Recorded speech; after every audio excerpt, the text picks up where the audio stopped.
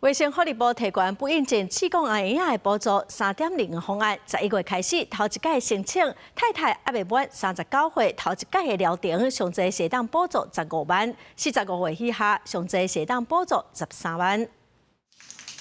万丰的瓜小姐37岁结婚了，想要有囡仔试半年无成功，就走找专业医疗。不过伫进行第一摆子宫婴儿移植失败，期间佫接受3个月的免疫治疗，最后努力得要1年成功有囡仔。省政府补助方案之下的25000个婴儿，即马9个月囡仔是正健康。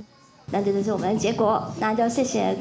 政府的补助啦，也谢谢大家的时间。对。未使翁某求助过程耗费时间甲金钱，为减轻负担，卫福部推出补助3.0方案。申请时阵用太太年龄为准，伫第一摆疗程补助，阿未39岁上悬15万，比2.0方案提悬5万；39岁甲阿未45岁为10万提悬到13万。另外，第2、第3摆疗程也分别提悬到10万甲8万。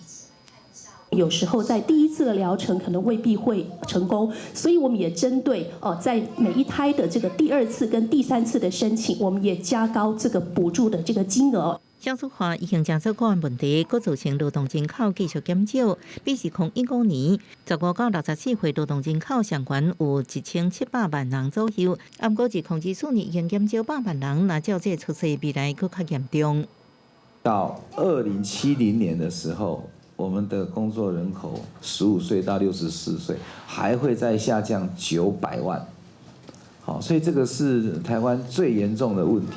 卫福部希望提悬补助，予生囡仔意愿的翁某用较早规划，佮安心接受治疗，佮呼吁百合女性25到35岁黄金生囡仔期间，愈早用提悬成功率甲确保母婴儿健康。记者综合报道。